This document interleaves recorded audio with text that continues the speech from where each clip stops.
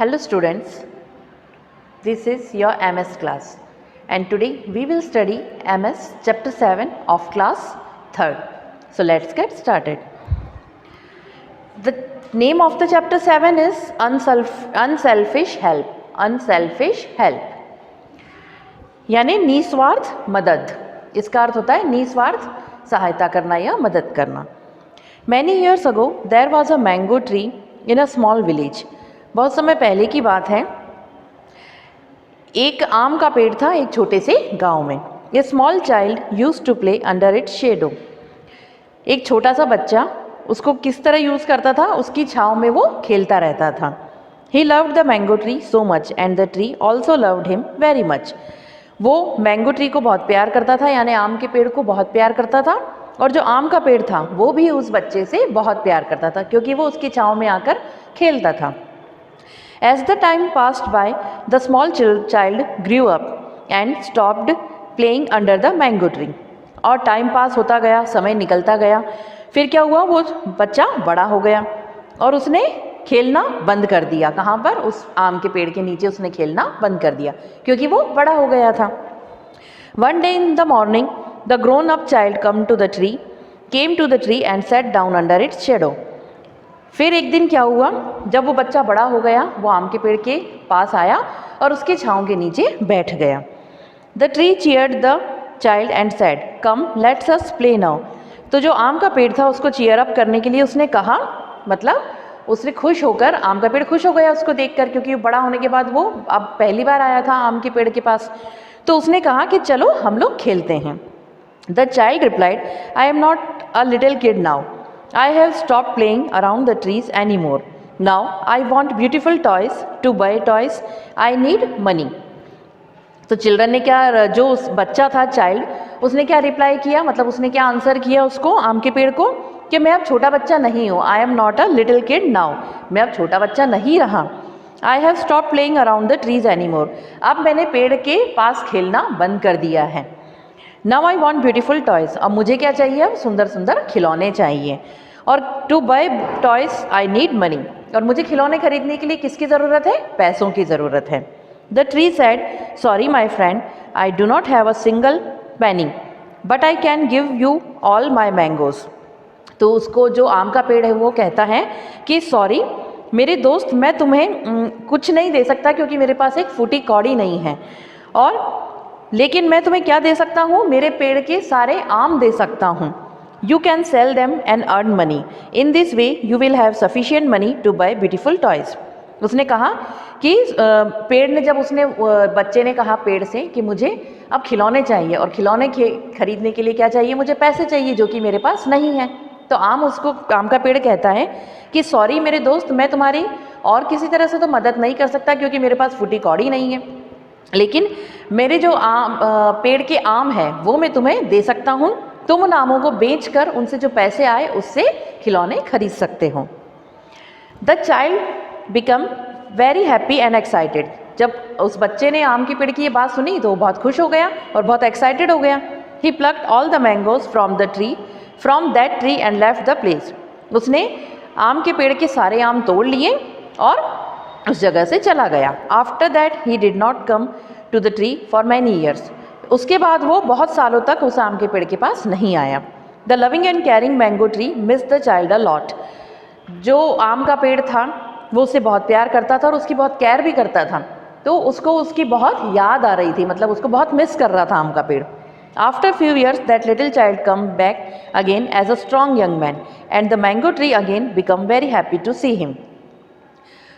कुछ सालों बाद क्या हुआ, वो जो बच्चा था वो फिर वापस उस आम के पेड़ के पास आया, और वो कैसा बन के आया, एक जवान आदमी, मतलब वो अब युवा हो चुका था, जवान बन चुका था. उस आम के पेड़ ने जब उसको देखा वापस कि ये अब आदमी बन गया है, जवान आदमी हो गया, युवा हो गया है, बड़ा हो गया था क्योंकि वो बच्चा और बहुत सालों बाद आया था उस आम के पेड़ के पास, तो वो उसको देखकर बहुत खुश हुआ. Come my dear let's us enjoy and play. The tree cheered, I do not have the time to play now. I am a very busy person and I have to work hard for my family. All of us need a good house to live in, said the man. जब आम के पेड़ ने उसको देखा इतने सालों बाद, तो उसने कहा कम माय डियर, मेरे प्यारे दोस्त आओ, late us enjoy and play, हम लोग मज़ा करते हैं और खेलते हैं। द ट्री चीयर्ड, आम के पेड़ ने उसको चीयर अप किया। I do not have the time to play now, तो उस बच्चे ने, मतलब जो बच्चा बड़ा हो चुका था, उस आदमी ने क्या जवाब दिया कि मेरे पास खेलने के लिए वक्त नहीं है।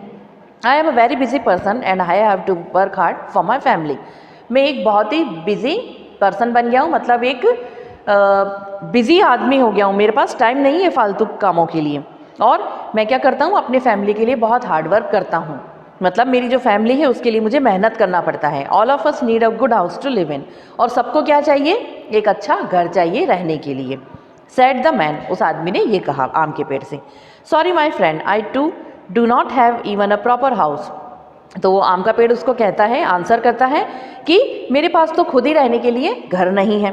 But I can provide you all my branches to build a good house, लेकिन मैं तुम्हें क्या प्रोवाइड कर सकता हूँ, ऑल माई ब्रांचेस, मतलब मेरी जो पेड़ की शाखाएं हैं जितनी भी, वो मैं तुम्हें दे सकता हूँ जिससे तुम अपना घर बना सकते हो। Now this time the selfish friend cut down all the branches of the mango tree and again left the place.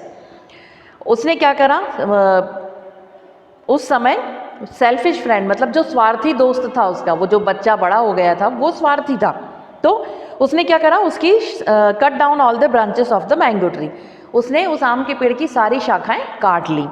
And again left the place, और वहाँ उस जगह से वो चला गया। The caring and the loving tree was very happy to help effectively and make his friend perfectly happy. The young man this time again did not come for many years. जो carrying और loving tree था, आम का पेड़ था, वो बहुत खुश हुआ कि मैंने जितनी उसकी ज़रूरत थी उतनी अपने दोस्त की मदद कर दी है, और उससे वो बहुत खुश भी था। लेकिन जो वो यंग मैन था, मतलब जो लड़का था, बच्चा जो आम के पेड़ के नीचे खेलता था, अब बड़ा हो चुका था, वो क्या, फिर टाइम बीतता गया और बहुत सालों तक वो उस आम के पेड़ के पास नहीं आया। Come by passing of time, once it was a very hot summer day and the man again turned up. The mango tree was really excited and thrilled to see him. Time बीतता गया, समय निकलता गया, फिर एक दिन क्या हुआ, गर्मी के दिनों में बहुत गर्म दिन था, बहुत ज़्यादा गर्मी थी, उस दिन वो आदमी वापस आया उस पेड़ के पास। The mango tree was really excited, आम का पेड़ उस आदमी को देखकर फिर से बहुत ज़्यादा खुश हो गया।